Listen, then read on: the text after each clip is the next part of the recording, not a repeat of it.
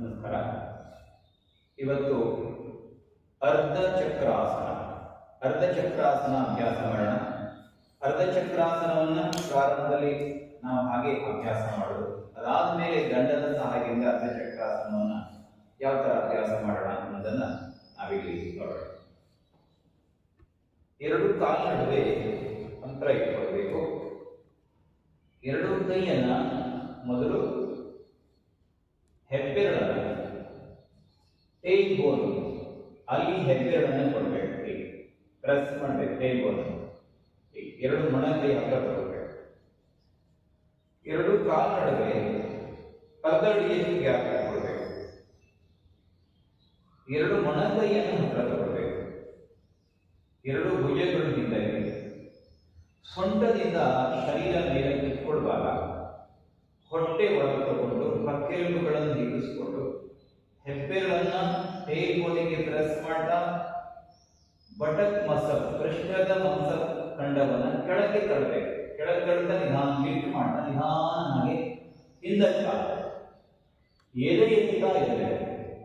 ಭುಜ ಹಿಂದಕ್ಕೆ ಹೋಗ್ಬೇಕು. ಎದೆ ಸೀಲಿಂಗ್ ಕಡೆ, ಎದೆ ಆಕಾಶದ ಕಡೆಗೆ ತಳ್ತಾ ಇರಬೇಕು. ಭುಜ ಹಿಂದೆ ಎರಡೂ ಕಾಲುಗಳನ್ನು ನೇರ ಮಾಡಬೇಕು. ಕಾಲು ಬೆಂಡ್ ಮಾಡಬಾರ್ದು. ಕಾಲು ಬೆಂಡ್ ಮಾಡಿದಾಗ ನಮ್ಮ ಲೋವರ್ ಬ್ಯಾಕ್ ಮೇಲೆ ಪ್ರೆಷರ್ ಬರುತ್ತೆ. ಹಾಗೆ ಎದೆ ಎತ್ತಾ ಇರಬೇಕು. ಎರಡೂ ಪಾದಗಳ ಮೇಲೆ ಸಮಾನವಾದ ಭಾರ ಇದೆ.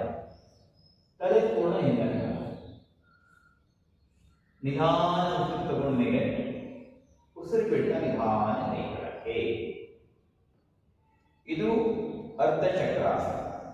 ಇದನ್ನೇ ನಾವೀಗ ದಂಡದ ಸಹಾಯದಿಂದ ಅಭ್ಯಾಸ ಮಾಡೋಣ.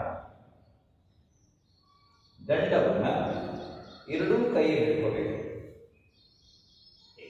ಎರಡು ಕಾಲ ನಡುವೆ ಅಂತರ ಇಟ್ಕೊಳ್ಬೇಕು. ದಂಡ ನಮ್ಮ ಆವಾಗ ನಾವು ಹೇಳಿದ ಹಾಗೆ ಟೇಲ್ ಬೋನಿಗೆ ದಂಡವನ್ನು ಪ್ರೆಸ್ ಮಾಡಬೇಕು. ಎರಡು ಕಾಲ ನಡುವೆ ಅರ್ಧ ಅಡಿಯಷ್ಟು ಗ್ಯಾಪ್ ಇಟ್ಕೊಂಡು ಪಾದ ತಗೊಂಡು ಕೈ ಎರಡು ಹತ್ರ ತಗೊಳ್ಬೇಕು.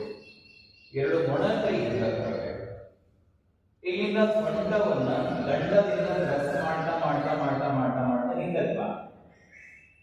ಎದೆ ವಿಶಾಲಗೊಳಿಸಬೇಕು. ಪಾದದ ಬೆರಳುಗಳು ನೆಲಕ್ಕೆ ಒತ್ತಾ ಇರಬೇಕು. ಮತ್ತೆ ಎದೆ ಕೂಡ ಹಿಡಿಸಬೇಕು. ಸೊಂಟವನ್ನ ನಮ್ಮ ದಂಡದಿಂದ ಪ್ರೆಸ್ ಮಾಡಬೇಕು. ಅದು ಸೊಂಟ ಮುಂದೆ ಹೋಗಬಾರದು. ಎದೆ ಇರ್ತಾ ಹಿಡಿಸಿ ತಲೆ ಹಿಂದೆ ನಿಧಾನ ಉಸಿರು ತಗೊಂಡು ಮೇಲಕ್ಕೆ ಉಸಿರು ಬಿಟ್ಟ ನಿಧಾನ ಕೈಯನ್ನು